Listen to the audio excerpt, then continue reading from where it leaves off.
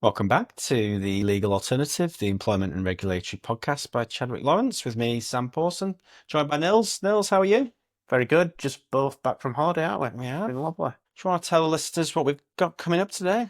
So usual format, what's in our inbox, and we're going to have a quick discussion. We've just been talking about off air, so we're going to have to repeat what we've Yeah, been doing over the weekend, and then quite an interesting question. we do. I think I'm first, Nils, this week. So I've mentioned this before, but in passing, in terms of when we talked about the employment law updates and the Employment Rights Bill and some of the changes we had coming the 6th of April. And I mentioned in passing neonatal care, but we've had some quite useful guidance coming from the government on this, which I thought I would share because I've learned some things from this. We've obviously not had any practical cases of this with it being enforced on the 6th of April. So some useful guidance that I'd share today. I'll go through it, but then we'll obviously tag it for the listeners to the podcast so you can actually see the government guidelines. So guidance on neonatal care, as I say, comes in force 6th of April, and applies to obviously any babies born after that date who then receive neonatal care.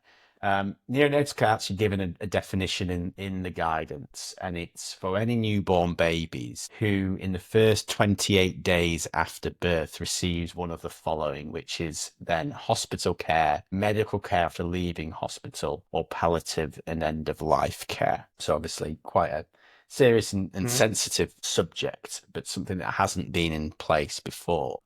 There's some definitions and restrictions put into in terms of the leave, what this post-hospital care means. And the definitions we've had was that the baby must enter neonatal care within 28 days of the birth and spend at least 7 consecutive days in that neonatal care. So that's the definitions really of neonatal care and what it amounts to. So some quite precise definitions there, Nils, rather than just any form of Mhm. neonatal care in terms of the amount of time.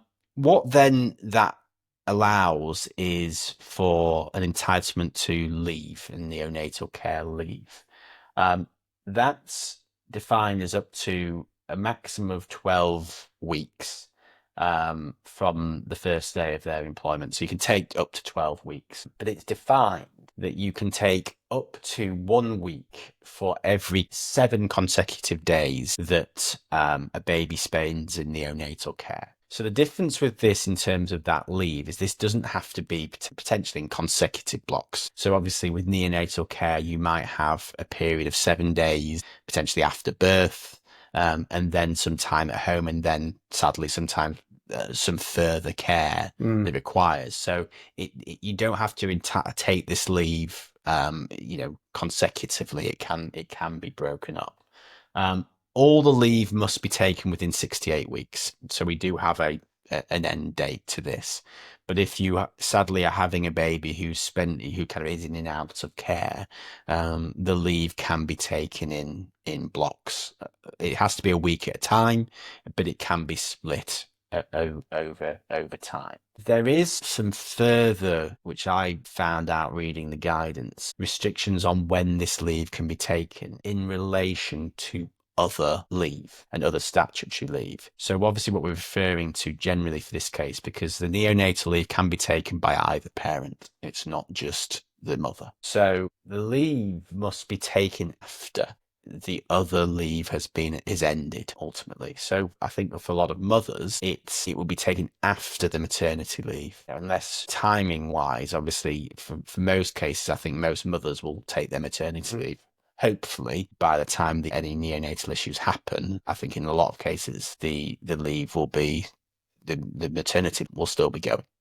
So where I see this applying more is probably for the other parent, either an adoptive parent or a father, where you've got much shorter periods of statutory leave. Once the period is exhausted, then the neonatal leave can take effect. So all the leave has to be taken, but as I say, this neonatal leave doesn't then have to be taken consecutively. So we could see a scenario where, for argument's sake, I'll use a father takes a period of paternity leave, then potentially takes some neonatal leave, then goes back to work, and then another period of neonatal leave Yeah. can be taken. So there is some flexibility in that, and that full-time stopgap is that 68-week period. Final entitlement, as well as a leave, is then to statutory neonatal care pay. Operates, as we'd imagine, in the same way as statutory paternity pay, statutory maternity pay. So it's paid at the current rate, which is £187.18, or 90% of their average weekly earnings, whichever is lower. So for most people, that will be that £187. So again, financial burden, and potentially for higher earners whenever we see statutory pay, but it is there. For companies, if you have any employees obviously on statutory neonatal pay, as with other statutory pay, you can claim for assistance. So there is still that policy in place. So useful guidance, as I say, we'll post a link to it in the description of the podcast. But something that is obviously new to all practitioners. As I say, that technical thing for me, Nils, with the other leave having to be taken first. I think again we talk about very difficult and tragic circumstances, but I think in practice a lot of it will. I'm seeing it will apply to kind of people either adopting or other parents to the mother. I think you'll see in practice more than for mothers. Not sure if you've got any comments on it. Is that guidance rather than law at the moment? No, it's law. Right. So needs to be in your handbook. Needs to be, yeah. So all of your handbooks. So yeah, good point, Nils. We've updated a lot of our client handbooks, but if any listeners want some assistance on that, you will need your policies updating. The guidance that's come out is just some further explanation, which I think I found useful. So for anyone needing to understand it in a bit more detail, I think the guidance is helpful. Yeah. Okay. Good. You're talking cyber, I understand. I am, yeah. Quite an interesting piece of guidance that the government has published. So it's the Department for Science, Innovation and Technology, which I'd actually only passingly heard of in the past. And it's published its final version of what it calls its Cyber Governance Code of Practice, which reflects a public consultation. I think why this is interesting guidance, apart from the fact that cyber is always massively relevant, and every business needs to, the days of when it used to be someone's going to throw a brick through your window and come and nick at your stock is perhaps less of a concern than someone actually just going into your computer system and attacking you. Why this is interesting guidance is that it's actually for boards and directors, and it's not for those who are responsible for day-to-day management of IT systems and cybersecurity. So here at Chadwick Lawrence, this would be aimed at the board here rather than Dan Bell and his IT team. In terms of what the code says, it's obviously quite a technical document, and it is designed to sit alongside the Cyber Essentials scheme, of which we have here at Chadwick Lawrence. It's voluntary at the moment in terms of a tool. I think what's interesting about it is I view what's happening here as probably the same way that health and safety law developed, data protection law developed, and money laundering regulations. This will eventually probably be a burden that is put on business in terms of it becoming mandatory. As I say, in the same way that those three are, you could think of things like pensions, you could go on and on. So my suggestion to boards and directors is review this guidance, see if it's relevant to you. In terms of the size of the business, they're saying it's not the government, that is, they're saying it's not been created for small organisations, but that small organisations should still seek to recommend and implement the code's principles. So I think what I would be trying to do with this guidance is get ahead of the curve, and particularly if I'm dealing with sensitive data, so GP surgeries, that sort of thing. This code is particularly useful, not tailored narrowly, but for that overarching principles that you need. And as I say, I think eventually it will become, well, actually we're mandating, because it is a huge problem, cyber crime. And I think good point in terms of the size of the organisation, because as we both know, it's the smaller organisations that are often targeted, because they often sadly don't have the systems and IT teams in place to protect them. So if you're on boards of smaller organisations, it's often you need to be taking the guidance, so you might not have as much support. Exactly. So no, I think really good guidance. So both had some guidance. Out of the office, what have you been up to? We've both been away, haven't we? We have. Again, I was in Turkey and you were in Scarborough, and I think they were equally sunny by the sounds of it. So, yeah, I've had a lovely week off. Bit of a break from the office, which was nice. So yeah, actually been out of office with out of office on. So yeah, lovely week with the family in Turkey, which was well needed and good. And how was Barbados? A neck of the woods, rather than well. Yeah. We were just talking off camera about the water park there. I thought it was absolutely fantastic, great for the kids. Yeah. I haven't been to Scarborough for a long, long time. Actually, past the cricket ground, and I remember going as a kid thinking this cricket ground is massive. It's actually just a little Tiny in a block of houses, which is crazy. But I remember watching Yorkshire there as a kid, and I haven't been back to Scarborough, but a lovely part of the world. Yeah, it's a bit of bit of time in North Bay. Questions from socials, Nils. One we could probably have a bit of a go at.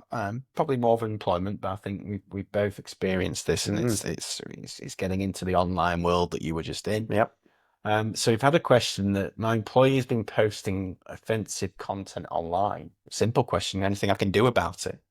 So I don't know if you've got any thoughts first. Yeah, I think there's a couple. I think the first was, is it offensive material which might breach a person's data? Yeah. In which case that might be a criminal offence that the ICO would perhaps potentially look at. Is it so offensive that it goes beyond that even, where you're looking to report this to the police? Yeah. And if it is in either of those two camps, what you might want to be doing is potentially actually setting an injunction up to stop this person from making those posts.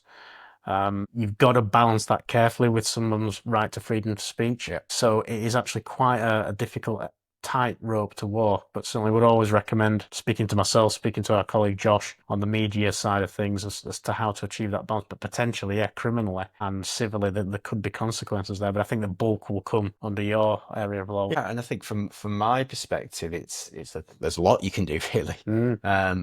The starting point, hopefully, as an organisation, is that you have policies in place to protect you. So, social media policies, IT policies, your anti-harassment policies that should deal with comments made out of work. And as you say, the common defence here is a right, freedom of free speech.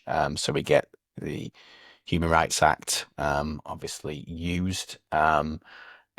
Quite a lot of case law now that's fairly well established that says, if we have policies in place that says, these comments are still made in a work context, we have a lot of protection.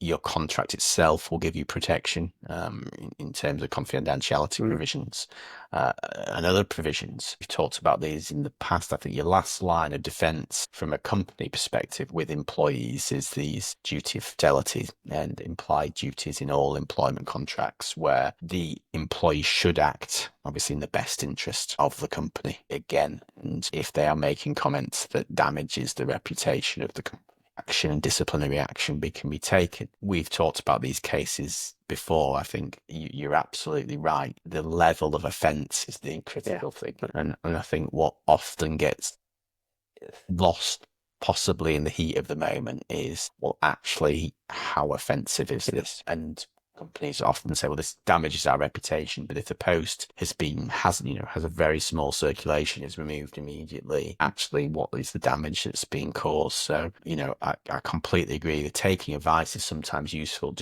it slows the process down. Yeah.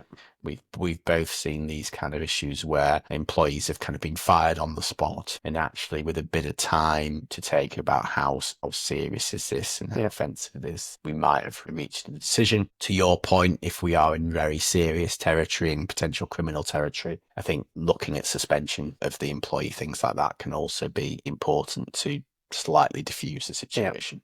So lots you can do, but I think for both of us, we would always say don't react immediately, because these posts are often they're often late night. They're often done under the influence of alcohol or other substances occasionally. So again, we need to give it the same time that sadly the employee often doesn't, and take time to consider. So really good question, both obviously relevant for both. And as always, if any clients or listeners have any questions about this, contact us. Details in descriptions. Happy to answer. So I think that's it for us this week. Nils, any final thoughts from you? No, just looking forward to have a great Easter. I think this will be going out after Easter. So have a great Easter. Hope you've all had a great Easter, and we'll see you all next week. Thank you.